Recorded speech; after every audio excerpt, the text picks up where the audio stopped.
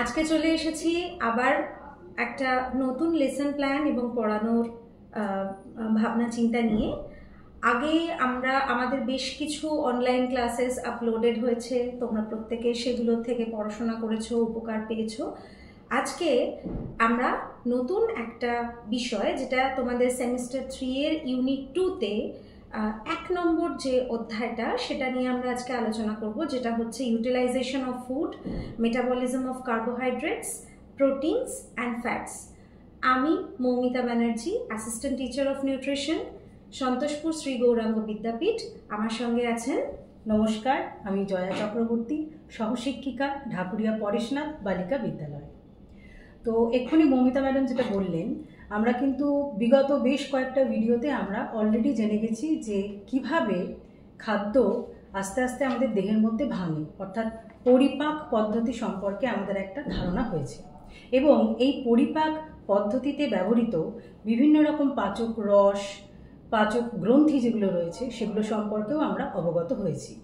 এছাড়াও পরিপাক ক্রিয়া করায় যে উৎসেচক, পরিপাককারী উৎসেচক, সেটা সম্পর্কেও আমরা জেনেছি। আজকে এই ভিডিওর মাধ্যমে আমরা জানতে চলেছি যে কোষের মধ্যে খাদ্য প্রবেশ করার পর তার কি পরিণতি হয়, অর্থাৎ তার থেকে যে আমরা শক্তি পাই, খাদ্য যে আমাদের ব্যবহার হলো, সেটাই কিন্তু আসলে বিপাক ক্রিয়া। সেই বিপাক সম্পর্কেই আমরা আগামী ভিডিওগুলোর মধ্যে আমরা পড়াশোনা করব। কিসের বিপাক? না শর্করা জাতীয় খাদ্যের বিপাক, প্রোটিন জাতীয় খাদ্যের বিপাক এবং ফ্যাট জাতীয় খাদ্যের বিপাক। ওয়েলকাম স্টুডেন্টস, আজকে আমরা যেটা পড়তে চলেছি সেটা হলো বিপাক ক্রিয়া, মেটাবলিজম। আমাদের সিলেবাস অনুযায়ী ইউনিট 2 চ্যাপ্টার 1-এ রয়েছে আমাদের মেটাবলিজম অর্থাৎ বিপাক ক্রিয়া। তাহলে শুরু করি আমরা।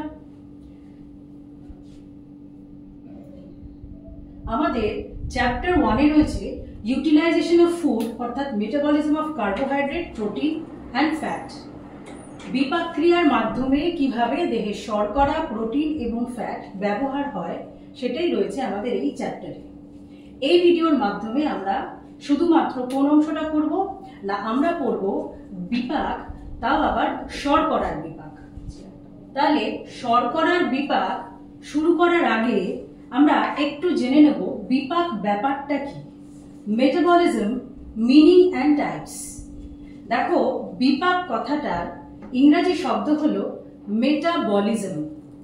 মেটাবলিজম শব্দটি এসছে একটি গ্রিক শব্দ মেটাবল থেকে। মেটাবল মেটাবল কথাটির অর্থ হলো পরিবর্তন, টু চেঞ্জ। অর্থাৎ আমাদের দেহে কোষের মধ্যে বিভিন্ন রকম জৈব রাসায়নিক ক্রিয়ার মাধ্যমে কি হচ্ছে না, কিছু গঠনমূলক ক্রিয়া হচ্ছে, আবার কিছু ভাঙনমূলক ক্রিয়া ঘটছে।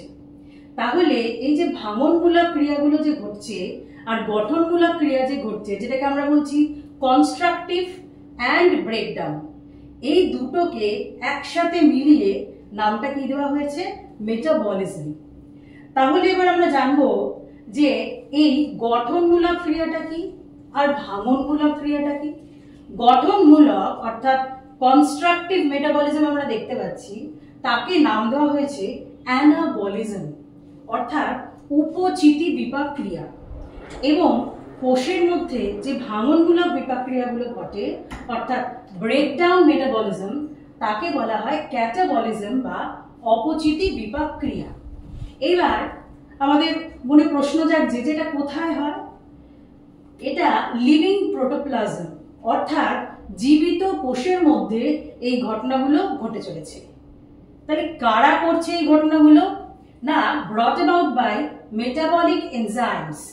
বিপাকীয় বিভিন্ন উৎসেচক কন্টিনিউয়াসলি কিন্তু তাদের কাজ করে যাচ্ছে এবং তাদের কাজের দরুনে কিন্তু নয় কি হচ্ছে, গঠনমূলক বিপাক ক্রিয়া ঘটছে অথবা ভাঙনমূলক বিপাক ক্রিয়া ঘটছে।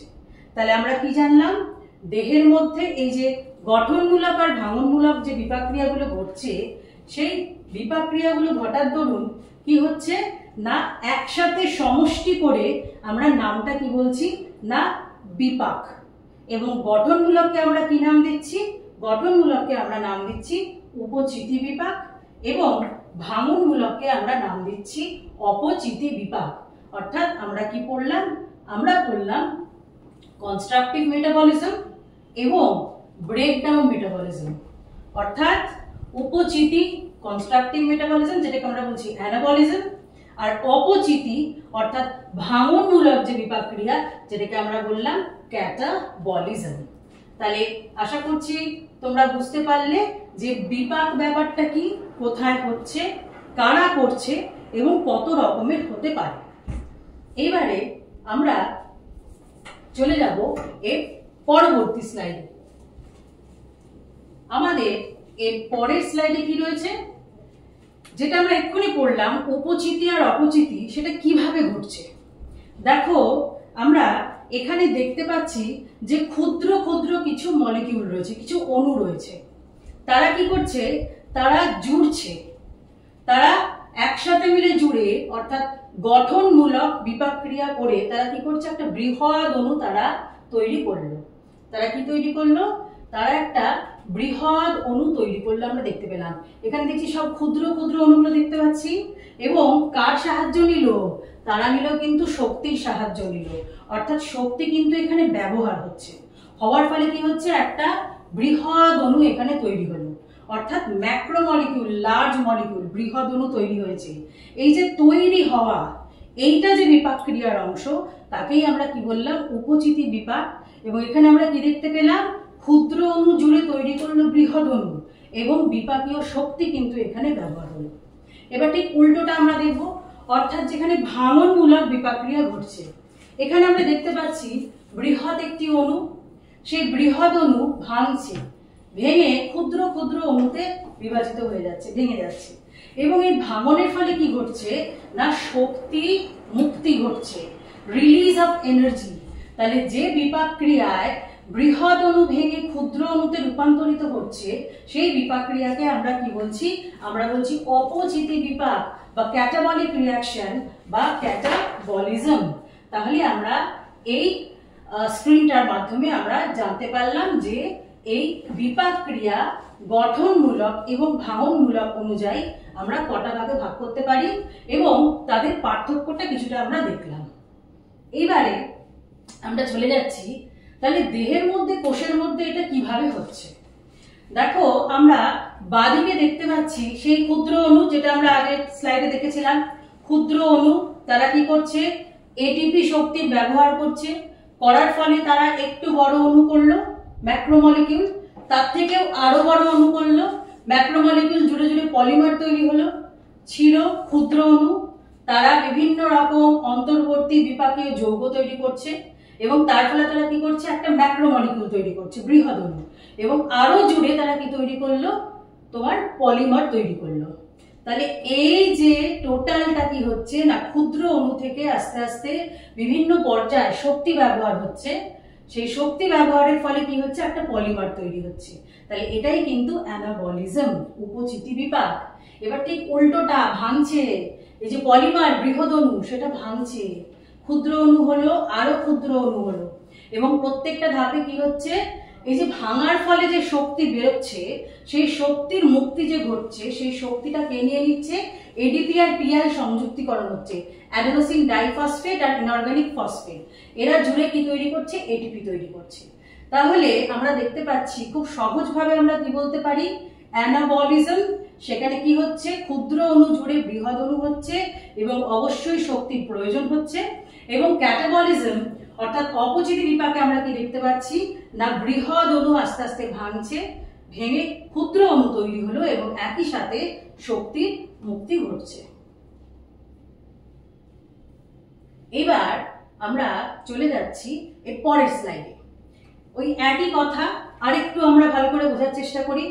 আমি কি দেখছি এখানে, এখানে গঠনমূলক বিপাক ক্রিয়া দেখছি, অ্যানাবলিজম।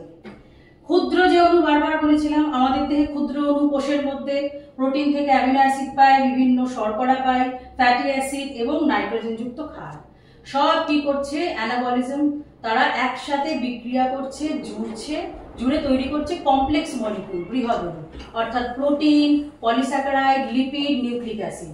অ্যামিনো অ্যাসিড জুড়ে তৈরি করবে প্রোটিন, বিভিন্ন রকম একক শর্করা জুড়ে তৈরি করবে বহু শর্করা, ফ্যাটি অ্যাসিড জুড়ে তৈরি করবে বিভিন্ন রকম স্নেহ পদার্থ লিপিড, এবং নাইট্রোজেন যুক্ত ক্ষার জুড়ে তৈরি করবে নিউক্লিক অ্যাসিড। এবং প্রত্যেকটার ক্ষেত্রে কিন্তু আমরা দেখতে পাচ্ছি যে এটিপি আমাদের রয়েছে।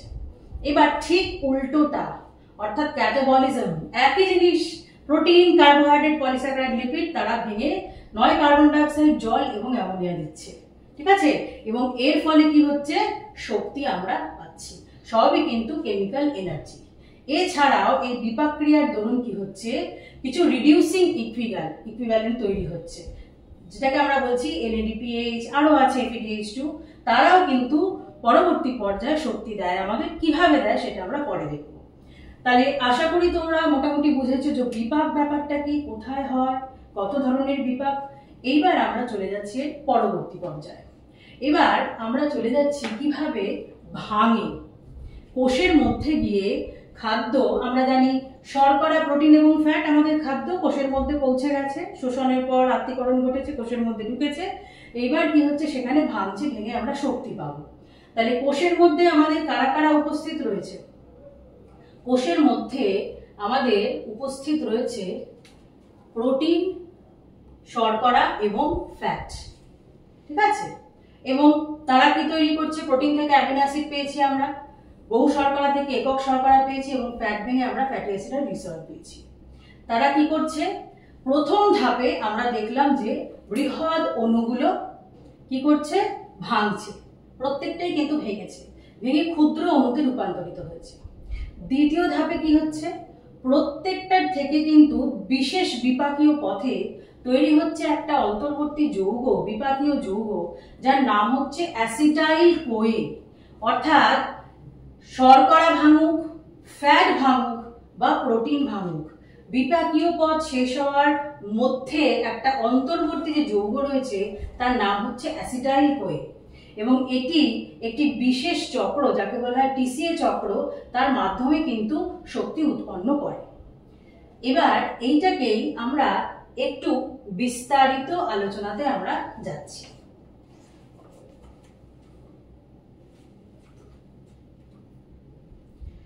আচ্ছা, আমরা এই আলোচনার পর যেটাতে আগে আসব সেটা হলো যে আমরা তো এটা শর্করার বিপাক ক্রিয়া পড়ছি। তাহলে শর্করার বিপাক ক্রিয়া পড়তে গেলে আমাদের আগে জানতে হবে যে আমাদের রক্তে কি রয়েছে। আমাদের রক্তে থাকে হচ্ছে গ্লুকোজ, এবং রক্তে গ্লুকোজের স্বাভাবিক মাত্রা কত না, রক্তে গ্লুকোজের স্বাভাবিক মাত্রা হলো 70 থেকে 110 মিলিগ্রাম। কতটা রক্তে? প্রত্যেক ডেকালিটার রক্তে, বা 100 মিলিলিটারও বলতে পারি আমরা।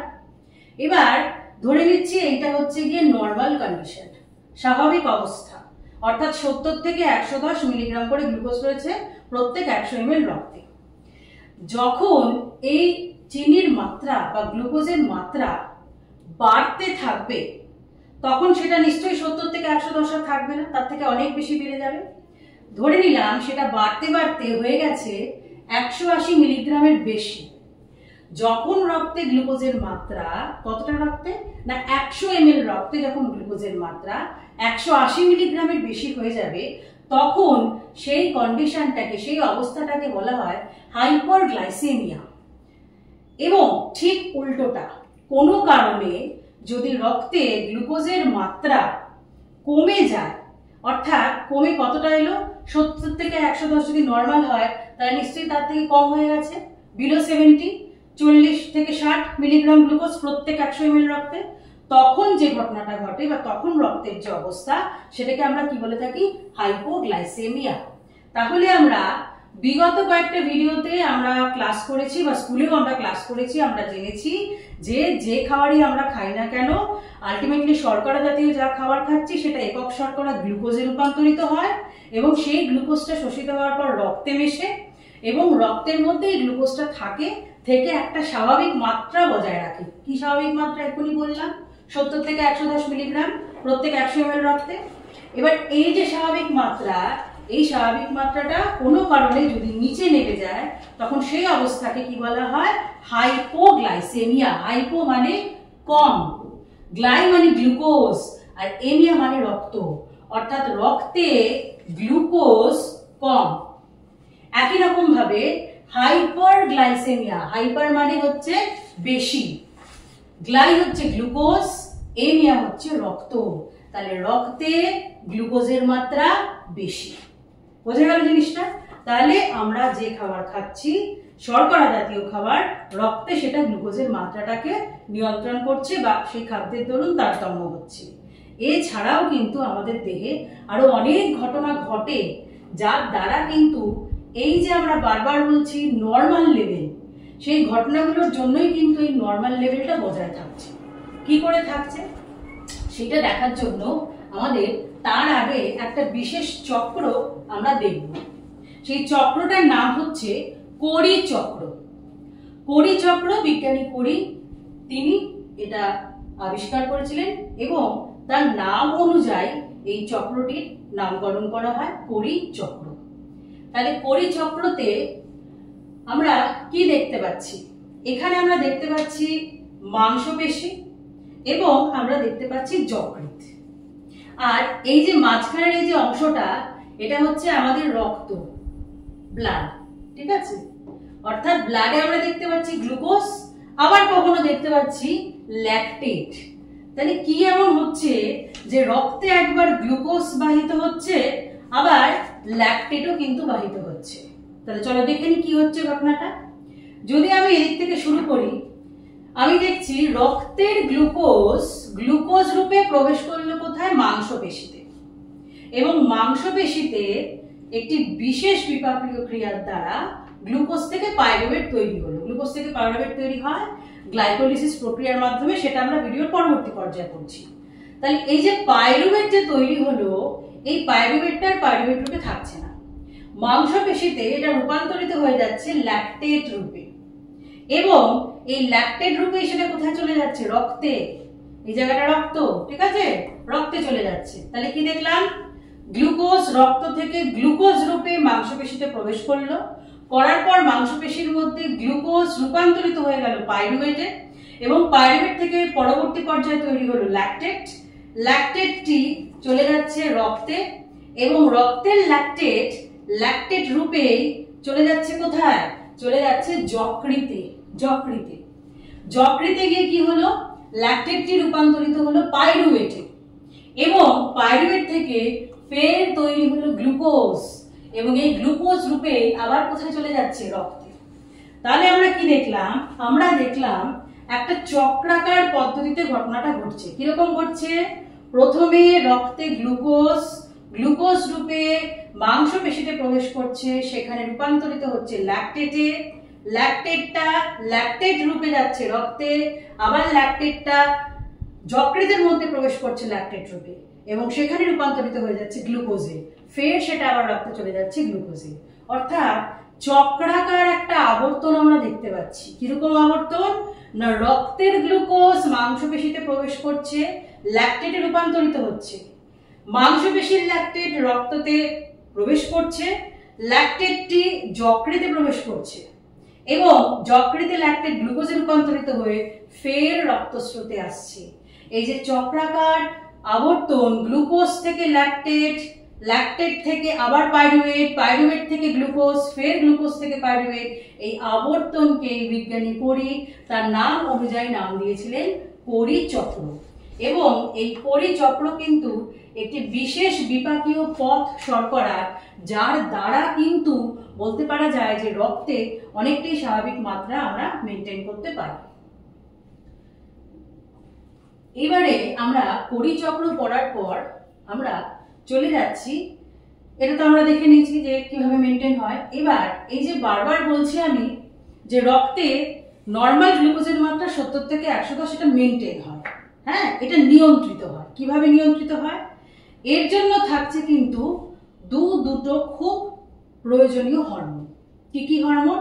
না, একটির নাম ইনসুলিন এবং আরেকটির নাম হলো গ্লুকাগন। দেখো আমরা দেখতে পাচ্ছি এখানে ইনসুলিন আর গ্লুকাগন। তাহলে এবার আসছি ঘটনাটা কি ঘটছে। আমি এই দিকটা যদি দেখি, ধরে নিলাম আমার রক্তে শর্করার মাত্রা অনেক বেড়ে গেছে, ঠিক আছে? তাহলে সেই শর্করার মাত্রাটাকে আমাকে কমাতে হবে। শর্করার মাত্রা কমাতে গেলে আমার প্রয়োজন যে হরমোন, তার নাম হলো ইনসুলিন। তাহলে যাহাতে রক্ত শর্করার মাত্রা বাড়লো, তাহাতে কি হবে, আমাদের প্যানক্রিয়াস অর্থাৎ অগ্নাশয় উদ্দীপিত হবে এবং সেটি কি ক্ষরণ করবে, ইনসুলিন। এবার ইনসুলিনের কি কাজ, কি করে রক্তের এই বাড়তি গ্লুকোজটাকে কমাবে? কি করছে ইনসুলিন না, সঙ্গে সঙ্গে বাড়তি যে গ্লুকোজ যেটা রক্তে রয়েছে সেটা কোথায় পাঠিয়ে দিল, সেটা পাঠিয়ে দিল আমাদের কোষকলাতে, টিস্যু সেলস। তাহলে রক্ত থেকে যদি কোষকলায় প্রবেশটা বেড়ে যায়, তাহলে রক্তে গ্লুকোজের মাত্রা কমে যাবে। তাহলে একটা কাজ করে ফেললো ইনসুলিন, রক্তে গ্লুকোজের মাত্রা কমিয়ে। আর কি করছে ইনসুলিন না, যকৃতে যে গ্লুকোজ গুলো পৌঁছালো তাকে কি করছে, গ্লুকোজ থেকে গ্লাইকোজেনে রূপান্তর করে দিচ্ছে। তাহলে দুটো জিনিস আমরা দেখলাম, কি করছে ইনসুলিন, সবার আগে কি করছে না, ইনসুলিন ক্ষরণ হওয়ার পর সেটা বাড়তি যে সুগার বা গ্লুকোজ রয়েছে সেটাকে কোষকলায় প্রবেশ করিয়ে দিচ্ছে।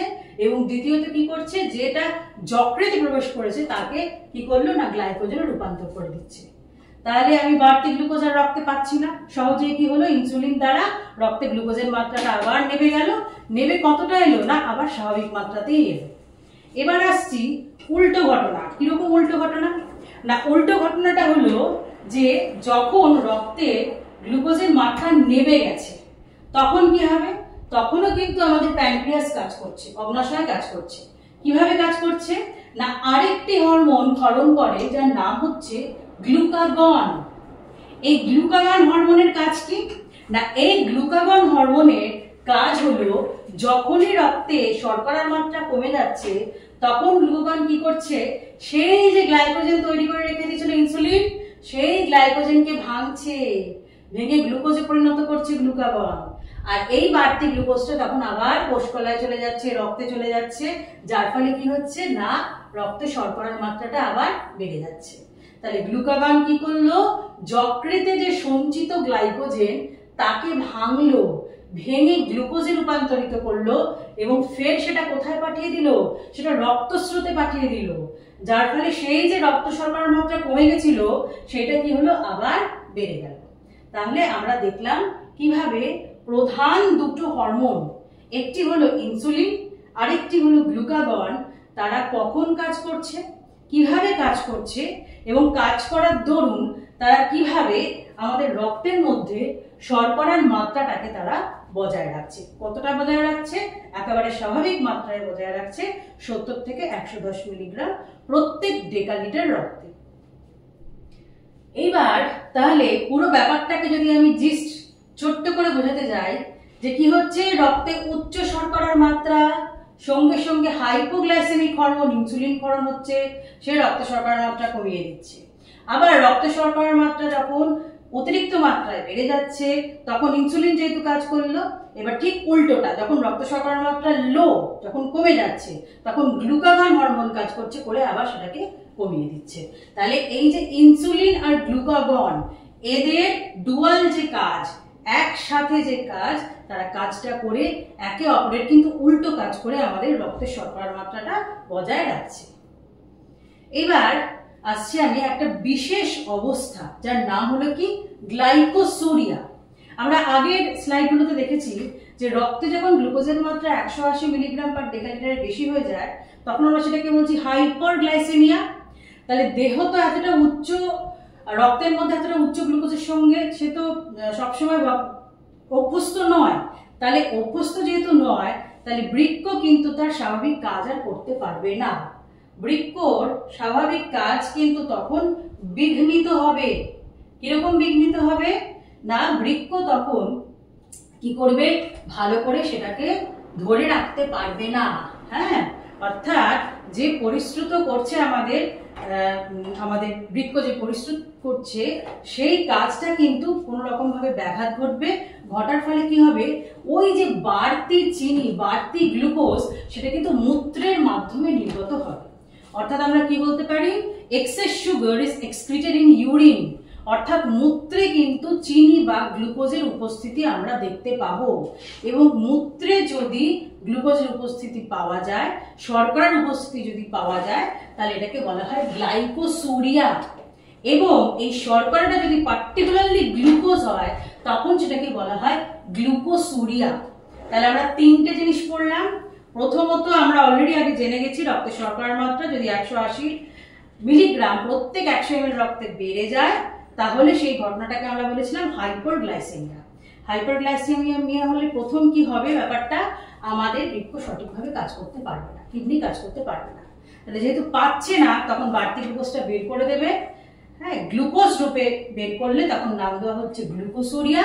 বাড়তি চিনির যদি উপস্থিতি থাকে আমাদের মূত্রে, তখন সেটাকে বলা হচ্ছে গ্লাইকোসুরিয়া। তাহলে এইটার মাধ্যমে আমরা দেখতে পেলাম যে কিভাবে রক্তের মধ্যে কতটা লেভেল হলে সেখানে আমরা মূত্রের মধ্যে চিনির উপস্থিতি দেখতে পাচ্ছি।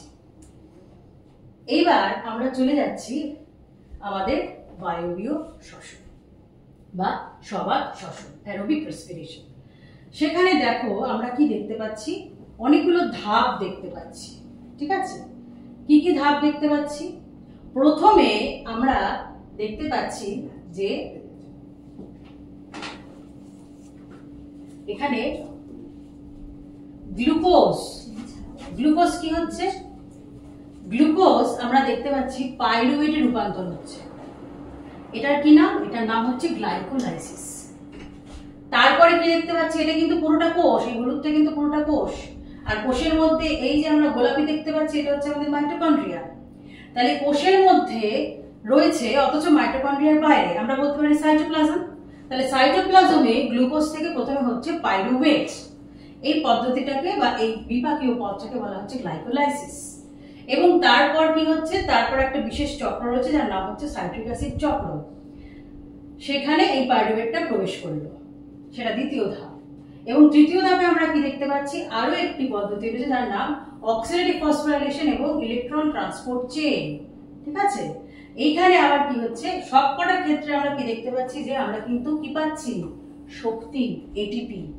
অর্থাৎ অক্সিজেন যদি উপস্থিত থাকে, কোষে যদি অক্সিজেন উপস্থিত থাকে, তাহলে পর পর এই ঘটনাগুলো ঘটবে।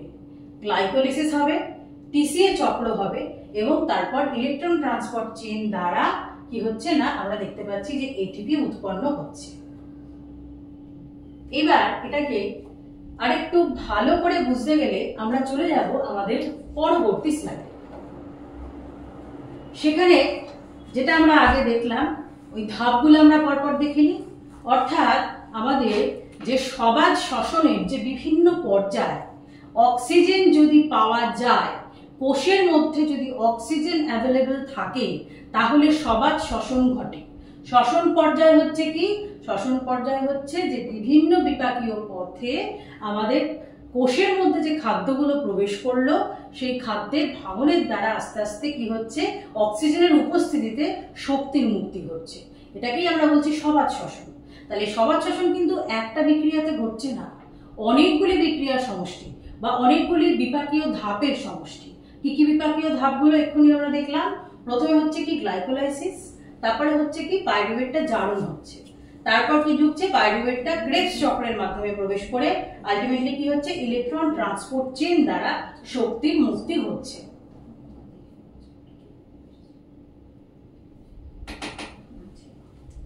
আচ্ছা, এইবার তাহলে যেটা আমি বললাম আরেকটু সহজ করে দেখা যাক জিনিসটা। তাহলে 1 নম্বরে আমরা কি বললাম, যখন আমরা অক্সিজেন যখন কোষের মধ্যে অ্যাভেলেবল, যখন সবাত শ্বসন ঘটছে, প্রথম ধাপ কি হচ্ছে, গ্লাইকোলাইসিস। দ্বিতীয় ধাপ কি হচ্ছে, ক্রেবস চক্র বা সাইট্রিক অ্যাসিড চক্র। এই প্রত্যেকটা বিভাগীয় পথে কিন্তু আমরা আসছি, কিন্তু তার আগে জানতে হবে যে এই শ্বসনের ধাপগুলো কি কি। এবং তৃতীয় ধাপ কি হচ্ছে না, ইলেকট্রন ট্রান্সপোর্ট চেইন। এই তিনটি ধাপ কমপ্লিট করে কি হচ্ছে, কোষের মধ্যে কিন্তু এটিপি তৈরি হচ্ছে। এবার ঘটনাটা হচ্ছে, যখন অক্সিজেন থাকবে না তখন কি হবে। অর্থাৎ আমরা তো বললাম সবাত শ্বসনে অক্সিজেন রয়েছে, সেখানে পরপরই ধাপগুলো পড়লাম। ঠিক আছে, এই যে যেটা আকাশী পার্টটা আমরা দেখতে পাচ্ছি, এই স্লাইডে যে আকাশী পার্টটা দেখতে পাচ্ছি, এই আকাশী পার্টটা কি হচ্ছে না আমরা দেখতে পাচ্ছি এখানে এরোবিক রেসপিরেশন, সবাত শ্বসন। সবুজ পার্টটায় আমরা দেখতে পাচ্ছি নো অক্সিজেন, অবাধ শ্বসন, যেখানে অক্সিজেন নেই, যদি কোষে অক্সিজেন না থাকে তখন কি ঘটে। আর এই গোলাপি অংশটা আমরা দেখতে পাচ্ছি যেটা অক্সিজেন নিরপেক্ষ, অক্সিজেন থাক বা না থাক কোষের মধ্যে সবার আগে এই ঘটনাটা ঘটবে।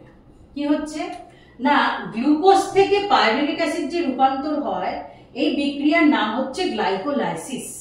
এবং এটা পুরোটা কিন্তু সবাত শ্বসন হোক বা অবাধ শ্বসন হোক, দুটোরই কিন্তু প্রাথমিক পর্যায়ে হচ্ছে এই গ্লাইকোলাইসিস প্রক্রিয়া।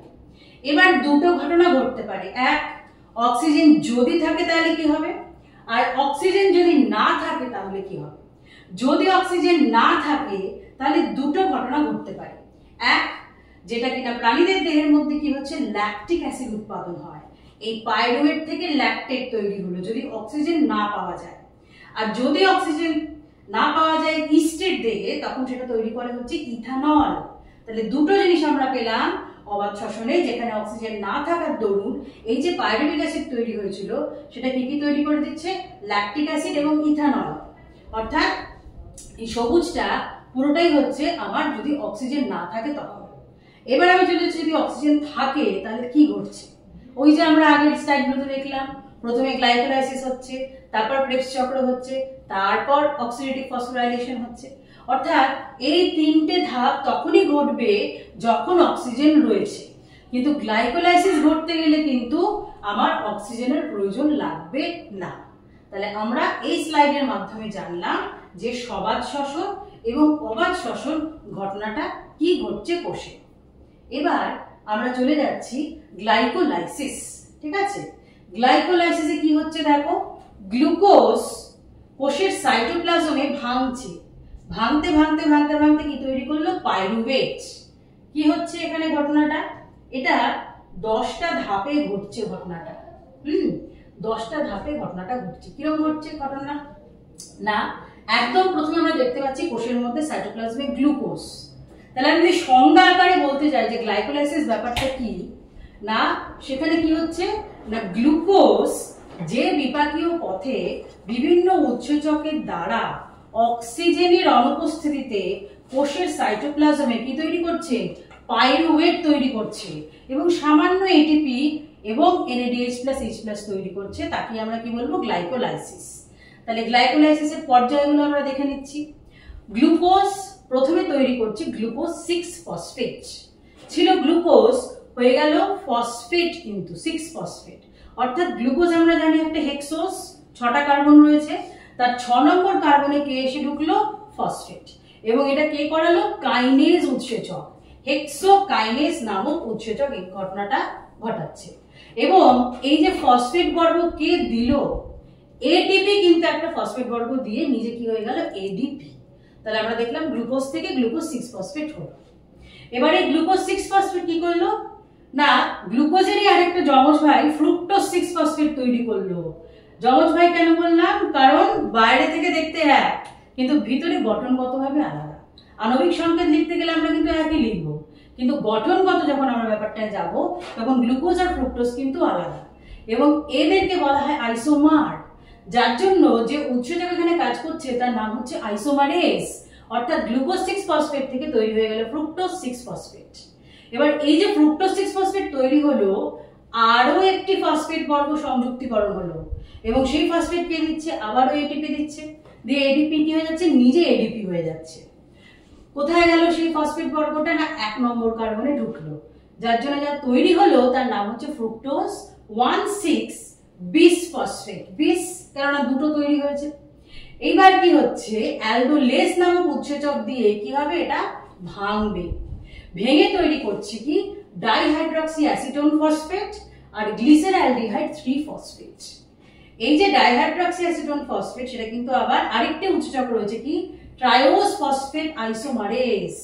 আইসোমার এটাও একে অপরের যমজ ভাই বলতে পারো, একে অপরের সঙ্গে অদল বদল করছে, এবং আইসোমারেজ উৎসেচক কি করছে, এটা ঘটনাটাকে ঘটাচ্ছে। এবার তার মানে কি হচ্ছে, গ্লিসারঅ্যালডিহাইড 3 ফসফেট ধরুন বিক্রিয়াটা যাচ্ছে, আবার ডাইহাইড্রক্সি অ্যাসিডন ফসফেট যেটা তৈরি হয়েছে সেটাও গ্লিসারলের ট্রিফসফেট করে আবার বিক্রিয়াটাকে ঘটাচ্ছে।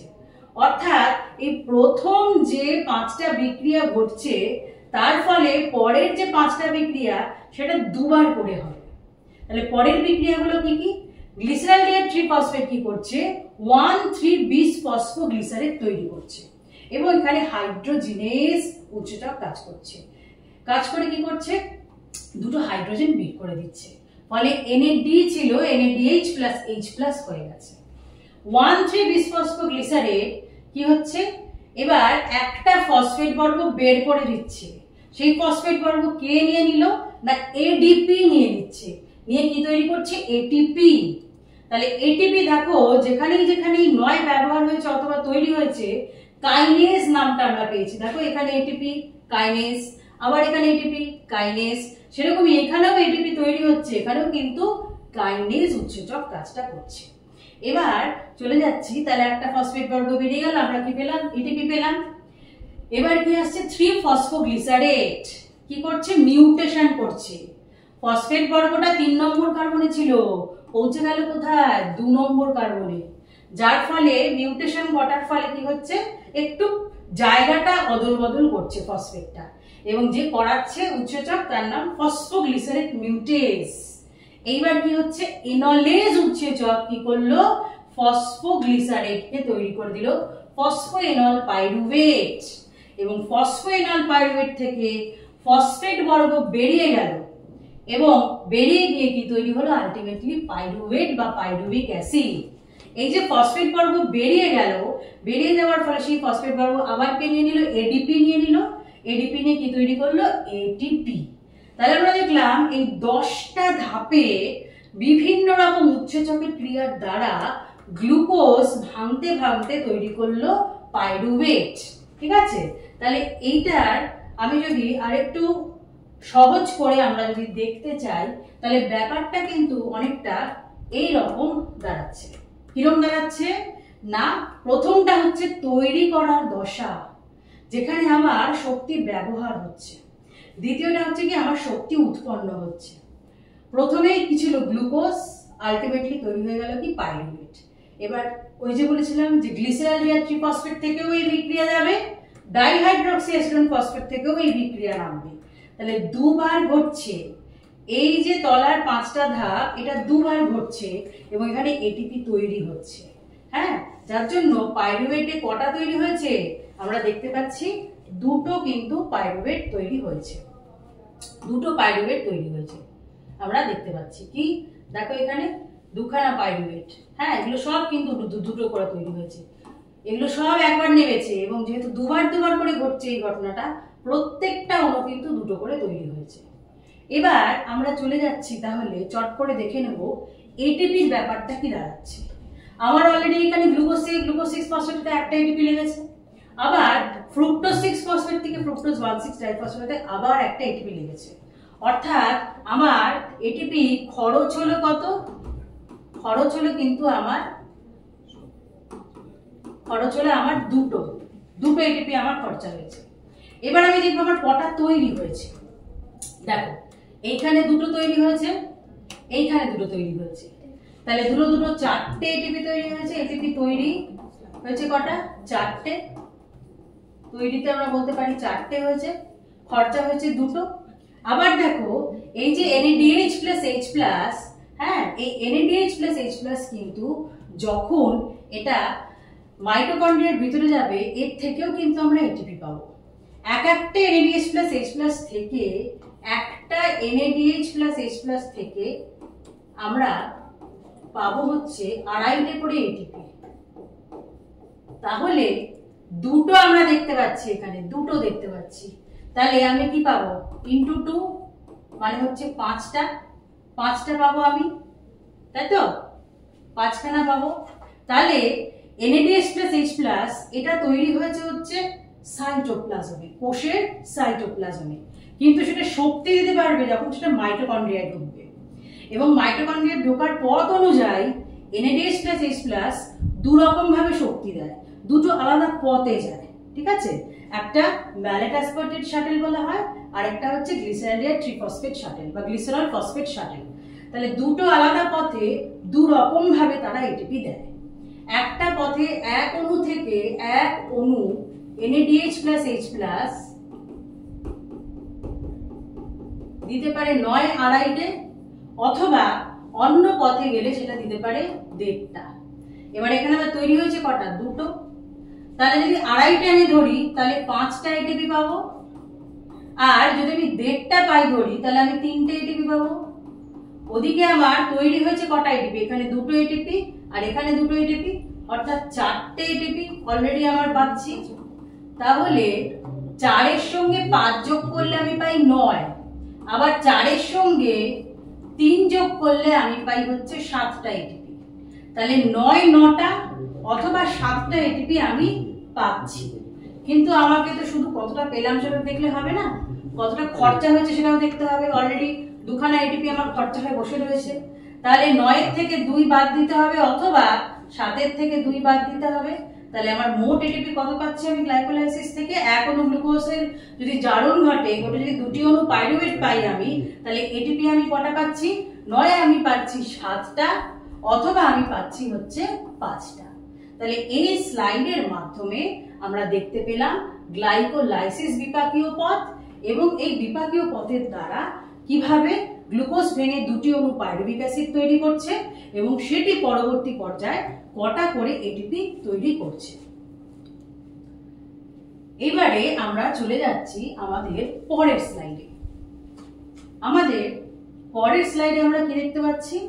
এই যে পাইরুভিক অ্যাসিড যেটা তৈরি হলো, ওটা কিন্তু আর কোষের সাইটোপ্লাজমে থাকবে না, ওটা এবার কোথায় ঢুকবে? আস্তে আস্তে মাইটোকন্ড্রিয়ায় ঢুকবে। এবং সেখানে কি হচ্ছে না, সেটা জারিত হচ্ছে। কি হলো? পাইরুভিক অ্যাসিড জারিত হয়ে তৈরি করছে অ্যাসিটাইল কোয়ে, এবং এখানে কার্বন ডাই অক্সাইড অণু বেরিয়ে যাচ্ছে, এবং HCOA কোএনজাইমে কিন্তু এর মধ্যে সংযুক্তিকরণ করছে, যার জন্য কি হয়ে যাচ্ছে ঘটনাটা? ছিল পাইরুভিক অ্যাসিড, হয়ে গেল অ্যাসিটাইল কোয়ে, এবং এইখানে বিজারণ ঘটছে NADA, সে তৈরি হচ্ছে NADH প্লাস H প্লাস। তাহলে প্রথম ধাপে আমরা করলাম গ্লাইকোলাইসিস, পরের ধাপে আমরা করলাম পাইরুভেটের জারণ। প্রথমে গ্লুকোজ থেকে মেনে পাইরুভিক অ্যাসিড হলো গ্লাইকোলাইসিসে, এবার এই পাইরুভেটটা কি হচ্ছে? অ্যাসিটাইল কোয়েতে রূপান্তরিত হলো। এবার এই অ্যাসিটাইল কোয়ে কোথায় যাবে? এই অ্যাসিটাইল কোয়ে চলে আসবে হচ্ছে গিয়ে আমাদের মাইটোকন্ড্রিয়াতে, এবং সেখানে কি তৈরি করবে? সেখানে চক্রাকার পথে ATP, NADH plus H plus, FADH2, অর্থাৎ রিডিউসিং ইকুইভ্যালেন্ট আমরা বলতে পারি, যে বিজারিত কিছু যৌগ তৈরি করছে, যার দরুন কিন্তু আবার আমরা এটিপি পাবো। তাহলে একটু পিছনে যাই আমরা। প্রথমে হলো কি? গ্লাইকোলাইসিস হলো বিপাকীয় পথে। তারপরে বিপাকীয় পথে কি করলাম আমরা? পাইরুভেট যেটা তৈরি হয়েছিল গ্লাইকোলাইসিসে, তার কি হলো? তার জারণ ঘটলো। ঠিক আছে, তার জারণ ঘটলো, এবং জারণ ঘটার দরুন কি হচ্ছে? তৈরি হলো হচ্ছে অ্যাসিটাইল কোয়ে। এই যে অ্যাসিটাইল কোয়ে যেটা তৈরি হলো, সেইটা এবার কোথায় চলে এলো? মাইটোকন্ড্রিয়ার ভিতরে চলে এলো, এবং মাইটোকন্ড্রিয়াতে এটা এবারে আস্তে আস্তে কি করবে? সেটা আবার চক্রাকার পদ্ধতিতে জারিত হবে, ভাঙবে। দেখো পেয়েছি আমরা কি? Acetyl CoA. এই অ্যাসিটাইল কোয়ে কোষের মধ্যে থাকা, মাইটোকন্ড্রিয়ার মধ্যে থাকা অক্সালোঅ্যাসিটেট যৌগ নিয়ে তৈরি করবে সাইট্রিক অ্যাসিড। এই সাইট্রিক অ্যাসিড তারপর অ্যাকোনাইটেজ উৎসেচকের প্রভাবে তৈরি করবে আইসোসাইট্রিক অ্যাসিড। ঠিক আছে, আইসোসাইট্রিক অ্যাসিড তারপর কি হচ্ছে না, তার থেকে কার্বন ডাই অক্সাইড বেরিয়ে যাচ্ছে, এবং একই সাথে কি হচ্ছে? হাইড্রোজেনে বেরিয়ে যাচ্ছে, যার ফলে NADH প্লাস H প্লাস তৈরি হচ্ছে। সেই আইসোসাইট্রিক অ্যাসিড তৈরি করলো আলফা কিটোগ্লুটারিক অ্যাসিড। সেই আলফা কিটোগ্লুটারিক অ্যাসিড থেকে কি আসছে? আবার সাকসিনাইল কোয়ে, অর্থাৎ এখানে একটা HCOA কিন্তু এখানে প্রবেশ করছে। হ্যাঁ, আচ্ছা, এবার এই যে সাকসিনাইল কোয়ে, এই সাকসিনাইল কোয়ে থেকে কোএনজাইম A যখন বেরিয়ে যাবে তখন প্রচুর শক্তি কিন্তু ছাড়বে। সেই শক্তি কে নিয়ে নেবে? জিডিপি নিয়ে নেবে, এবং জিডিপি থেকে কি তৈরি হবে? জিটিপি তৈরি হবে। তার ফলে কি তৈরি হচ্ছে? কোয়েটা বেরিয়ে গিয়ে তৈরি হচ্ছে সাকসিনেট। এবার যেহেতু তৈরি হচ্ছে সাকসিনেট, তাই উৎসেচকটার নাম সিনথেটেস। Succinate, succinyl Koi সিনথেটেস। এবার এখান থেকে কি হচ্ছে, হাইড্রোজেন বেরিয়ে যাচ্ছে, অর্থাৎ ডিহাইড্রোজেনেজ উৎসেচকের সাহায্যে সাকসিনেট থেকে হয়ে গেল ফিউমারেট। এই যে হাইড্রোজেন বেরিয়ে গেল, কে নিয়ে নিল, FAD নিয়ে নিজে কি হয়ে গেল, FADH2 তৈরি করলো কি, ফিউমারেট। ফিউমারেট এবার জলের সাহায্যে এবং ফিউমারেজ উৎসেচকের সাহায্যে তৈরি করছে ম্যালেট। ম্যালেট থেকে এবার হাইড্রোজেন বেরিয়ে কি নিচ্ছে, অক্সালোঅ্যাসিটেট। আর ওই হাইড্রোজেনটা কে নিয়ে নিচ্ছে, NAD নিয়ে নিচ্ছে, নিয়ে তৈরি করছে NADH+H+। তাহলে আমরা কি দেখলাম, আমরা এখানে দেখলাম যে আমার একটা, দুটো এবং তিনটে NADH+H+ তৈরি হয়েছে, ঠিক আছে। আর FADH2 কটা তৈরি হয়েছে, একটা। GTP কটা তৈরি হয়েছে, একটা। কেন বলছি এই সংখ্যাগুলো, কারণ এর পরবর্তী স্লাইডে যখন আমরা ATPর হিসাবটা করব তখন কিন্তু আমরা বুঝতে পারবো কিভাবে ঘটনাটা ঘটছে। তাহলে এই যে পুরো বিক্রিয়া পথটা, যেখানে অ্যাসিটাইল হয়ে চক্রাকার পদ্ধতিতে, এটা কিন্তু অক্সিজেন না থাকলে এটা একেবারেই ঘটবে না। অক্সিজেনের উপস্থিতিতে, বিভিন্ন বিপাকীয় উৎসেচকের উপস্থিতিতে কি কি তৈরি করছে, কার্বন ডাই অক্সাইড তৈরি করছে, এটিপি তৈরি করছে এবং ফেরত আবার অক্সালোঅ্যাসিটেট সেটা কিনা চক্রে ঢুকে যাচ্ছে এবং কিছু বিজারিত পদার্থ তৈরি করছে, অর্থাৎ NADH+H+ এবং FADH2। তাহলে এই যে বিপাকীয় পথ, এটা বিজ্ঞানী ক্রেবস প্রথম তিনি দেখেছিলেন এবং তিনি এটা পস্টুলেশন দিয়েছিলেন, যার ফলে এটার নাম কি দেওয়া হয়েছে, ক্রেবস চক্র।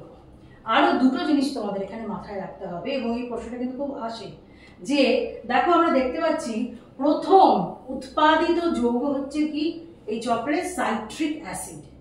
তার থেকে এই বিক্রিয়ার নাম হচ্ছে কি, সাইট্রিক অ্যাসিড সাইকেল।